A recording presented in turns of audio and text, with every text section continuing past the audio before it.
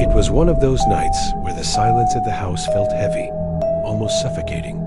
I was getting ready for bed, the usual routine: brush teeth, change clothes, set the alarm. As I tossed my pants onto the chair, I heard the familiar jingle of my keys, followed by a soft thud.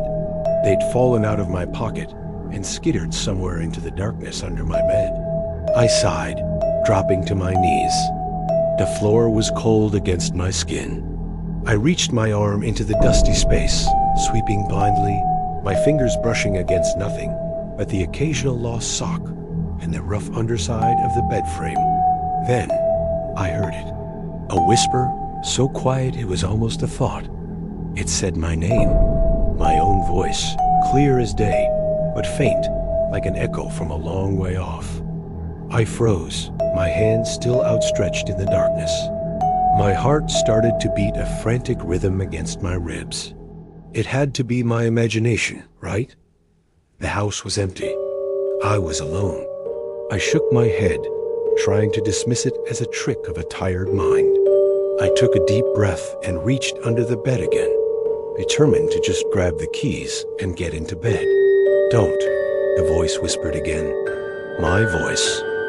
This time it was closer, right by my ear, as if someone was lying on the floor just inches from my head. I snatched my arm back, scrambling away from the bed, my back hitting the opposite wall.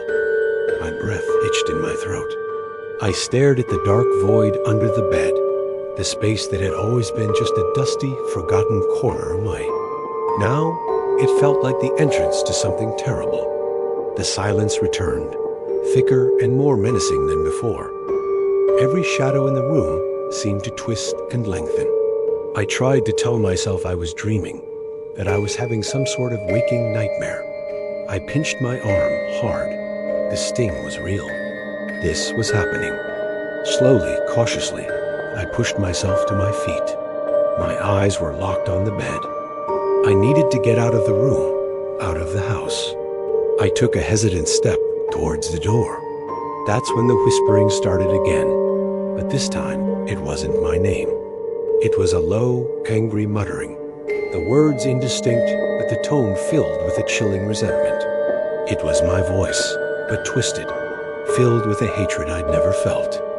It was getting louder, closer, as if whatever was under there was crawling towards the edge of the bed. I could almost hear the sound of fabric dragging against the floorboards. I was paralyzed with fear, my feet cemented to the floor. Then it mimicked a cough, a dry little cough I'd had all day. It was perfect.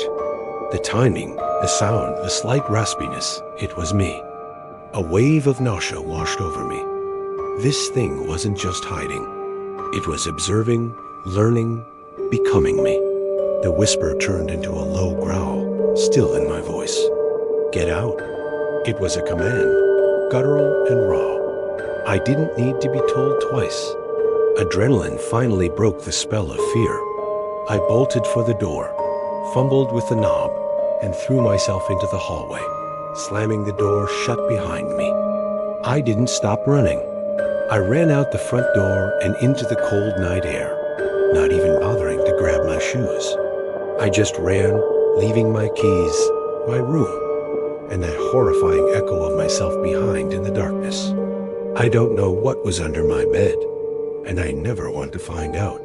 Some things are better left unseen, unheard, and undisturbed in the shadows they inhabit. Because sometimes the most terrifying monster is the one that sounds just like you. Thanks for watching. If you enjoyed this story, make sure to like and subscribe for more chills.